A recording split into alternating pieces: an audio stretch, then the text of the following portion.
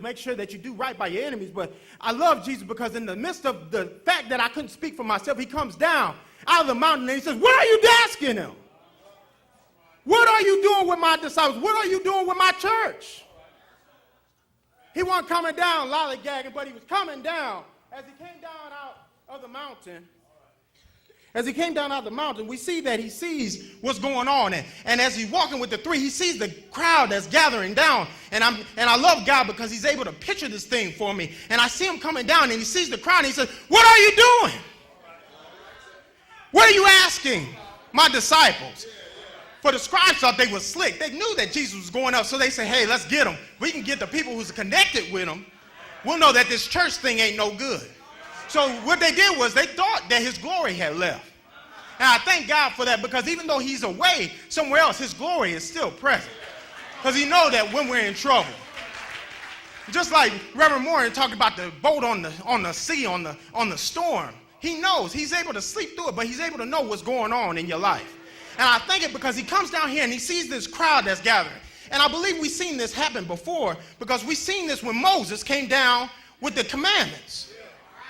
As he came down and he went up to get in the glory of God, we see him come up there with something he never had before. And he comes down just to see Aaron, the one who he left in charge, out there partying with the people as they running around naked. We see this confusion that's going on.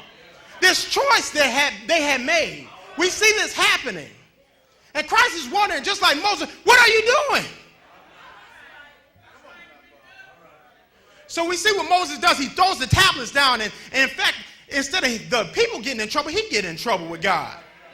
But we see that Jesus corrected this whole problem because he comes down there and he sits among them and says, what are you doing? And nobody says a word. But we see that out of the midst, here comes this man that's coming out. And I like to keep this thing real because, you know, I can imagine what he's doing. And as he coming down there with his child that's paralyzed, that's messed up, he's coming to him like this. And as the church is gathering around, all he can do is, he tried everything else. He went to the doctor, and the doctor couldn't do it. He went to the lawyer, and the lawyer couldn't do it. He went to Pharaoh, and he couldn't do it. He went to Buddha, and he couldn't do it. But this man knew if he could just find Jesus. If Deacon, can you put one of the chairs up for me, one of the two chairs right here? So as he comes in the spot, he's desperate. He's in a place that he's never been before. He's, Lord, I need you to help me. I don't know what else to do. But as he comes into the disciples, he's talking to the disciples and he says, disciples, look, this is what's going on. This boy has a mute spirit. And as he mutes him, and as he lays him down right there, he has a mute spirit. And he's deaf, so that means he can't talk for himself. He can't hear for himself. But all he can do is have that intercessory, which Jesus does for us. And he speaks up for us when we can't speak for ourselves. So all the boy is doing is gnashing in his teeth and looking ugly, and he's going around and he's throwing stuff and he's throwing tantrums and he's rolling around on the floor. Not to be able to say nothing. And as I reflect back on my life, I think about the same thing I was doing. I didn't know no Christ. I didn't know about no Jesus. But all I was doing was rolling around trying to figure out where I could fit in.